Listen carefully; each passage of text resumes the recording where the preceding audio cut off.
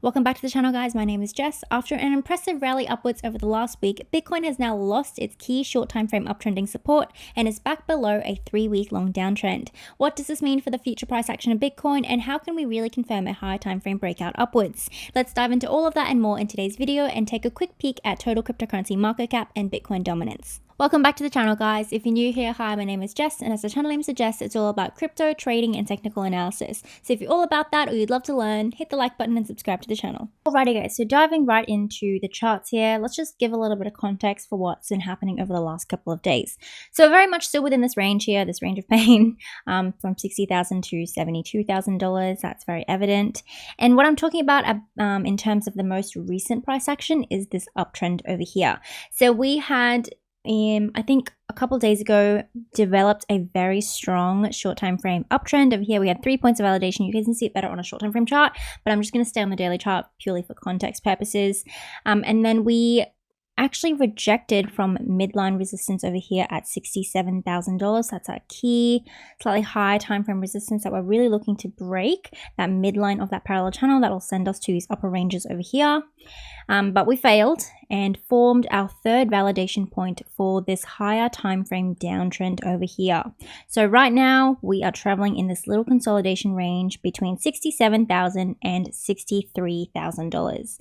So let's start off with the short time frame charts. Let's go into the 1 hour chart to kind of talk about our key levels on that hourly chart that's going to trigger a bullish or bearish case scenario.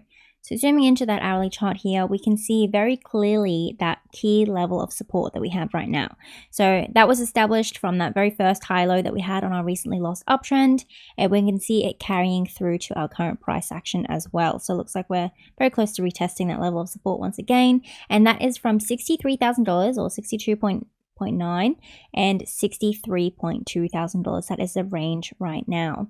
So if we take a look on the hourly chart, yes, things are looking quite bearish in terms of like the fact that we lost our uptrend and we've gone all the way back down to these levels over here. It was a pretty dramatic drop in terms of just, a couple hours of price action, 5%.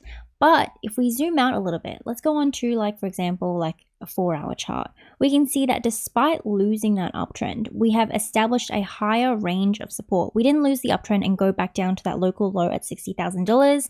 We went down to test our higher low levels over here. So for all extents, we are actually still traveling on a slightly higher time frame in a upwards trajectory. You can even argue that we are potentially going to form a higher time frame uptrend over here, right? Obviously, there's only 2 points of validation, so it's not a real trend line just yet.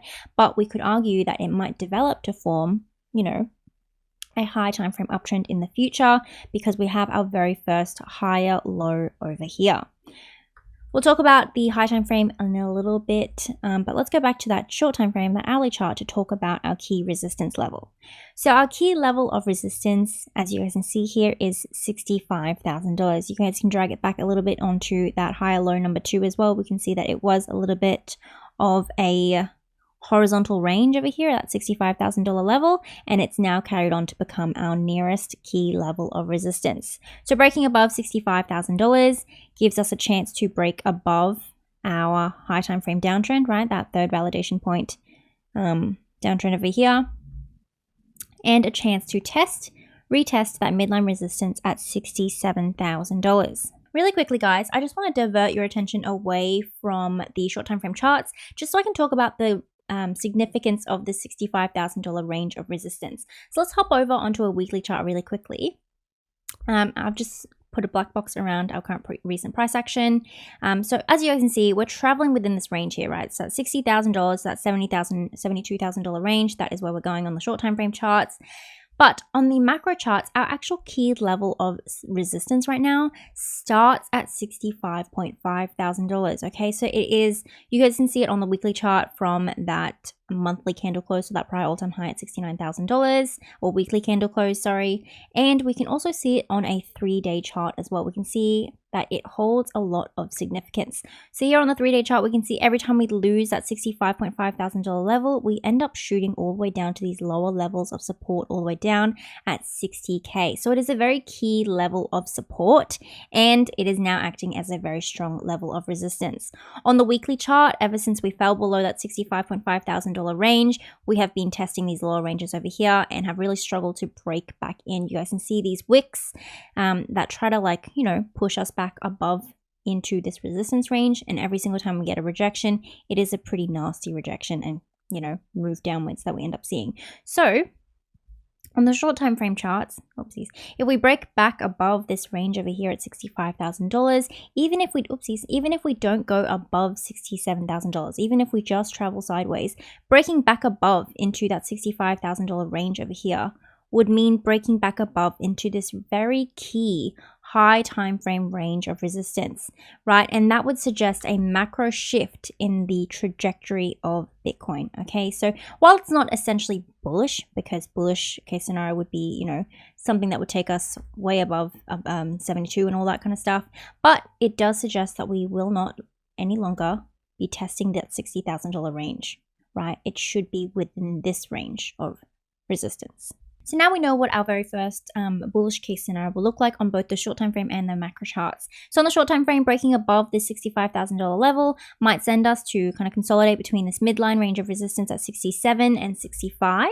But we know on a higher time frame, that move above $65,000 and getting that weekly candle close in 48 hours above $65,000 suggests that on the higher time frame, we'll begin to consolidate instead between these levels to these upper ranges over here. So $69,000 will begin to test that all-time high level on the monthly chart.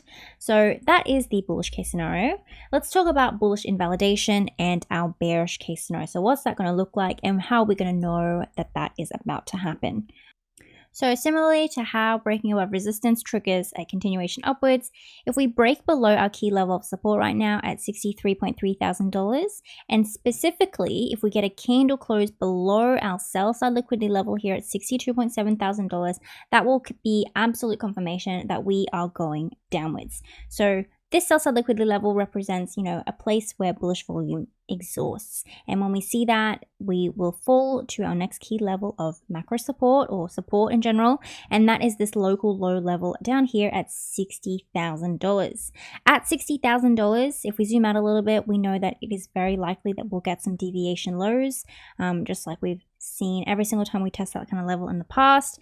Those deviation low levels can be pretty brutal, that most recent one being $59,500. So in terms of a macro trajectory, or the macro bearish case scenario, if we fall below that sell side liquidity level at $59,500, we get that candle close there, that is absolute confirmation that again we're getting a macro continuation downwards. So if we hop over onto the weekly chart just for a moment, god, that looks like a mess, but if we just take a look at this $60,000 level over here, we know that that next key level of support sits quite low. So we have a little bit over here, a little bit of volume over here at $52,000, but realistically that key next level of support is all the way down at $50,000 to $48,000. So if Bitcoin does do that and we do get that macro continuation downwards, that wouldn't be very good, and it would suggest a couple of months of quite bearish behavior. So I'm going to conclude the Bitcoin analysis there. Now let's move on to the total cryptocurrency market and how that's looking right now. Now, the reason why I wanted to talk about total cryptocurrency market cap is purely because, yes, Bitcoin's in a pretty critical position right now. We just saw it retesting that base of support over here, but as critical as it is looking in terms of the position of Bitcoin dominance and total cryptocurrency market cap right now, altcoins are in a lot more danger. They're in a much more risky position in comparison to Bitcoin. Bitcoin still has, you know, key levels of support at $60,000 and, you know, a lot of general strength in, like, you know, like it just recovers pretty well in terms of those big drops. Whereas if we take a look at total cryptocurrency market cap and Bitcoin dominance, they actually have a lot less room for movement in terms of that downwards trajectory. So first of all, let's take a look at Bitcoin dominance just so I can give a little bit of context of what I'm talking about.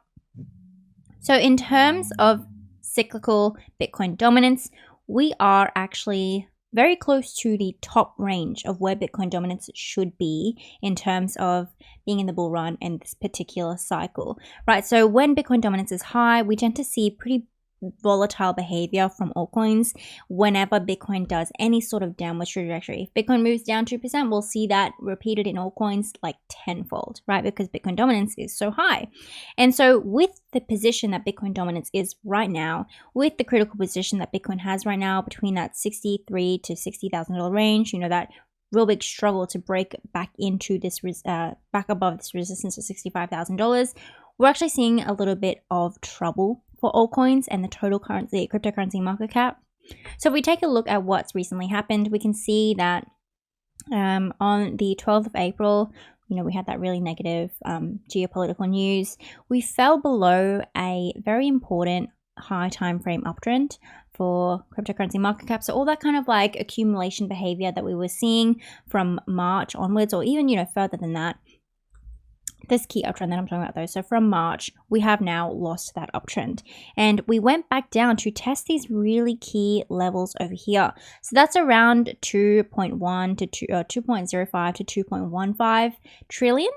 And it represents pretty key levels of support for a lot of altcoins and for Bitcoin as well. You'll see when Bitcoin drops below $60,000, we will lose this level over here, and altcoins, particularly when Bitcoin dominance is so high, will really, really start to bleed. So it's a really important level for us to keep. And the most recent price action for total cryptocurrency market cap has been a little bit concerning. So we lost that uptrend, but we also bounced from that level, so that's great to see. But then upon retesting that trend line over here, we have rejected, and it looks like we are once again going to be testing this range over here. So that's something that's really important, guys, because if we're retesting this range over here, altcoins are going to be retesting their yearly support levels, and that means, pretty devastating corrections for altcoins, right? That doesn't necessarily say that they're going to reach those new all-time lows or anything like that, just that they're retesting those yearly support levels, which are quite low on altcoins. If you guys want to take a look at any in your own time, you will see what I'm talking about. So that's definitely really important to look out for. And if we see Bitcoin drop any further, definitely take a look at where total cryptocurrency market cap is going and whether or not Bitcoin dominance is dropping at all. If it's not, then that's a bit of a red flag. In terms of the upwards trajectory for cryptocurrency market cap and in terms of the strength of the market overall, I would really like to see it break back above this level over here. We can see that double rejection from $2.6 trillion, taking us to these lower levels over here. So breaking back above that 2.6 trillion over here suggests that macro shift again in the trajectory of the cryptocurrency market and the reaccumulation of altcoins and Bitcoin, and a nice new uptrend. Alrighty guys, that is it for the analysis for today. Definitely some key levels and charts to keep your eyes on. If you enjoyed the analysis or you learned something, don't forget to like and subscribe to the channel down below. It really does help me a lot. And if you haven't already, you should sign up to my Telegram channel where I post daily Bitcoin updates as well as crypto and economic news. If you're interested in my VIP channel, you can check out more details over here. VIP gives you exclusive access to my personal trade setups, including entry points, stop losses and targets, as well as trade justifications and a risk management and trading journal. If you are a trader, don't forget to sign up down below to Bitget and BingX to get 15% off your trading fees. Hope you guys have a really great week, and I will see you next time. Bye!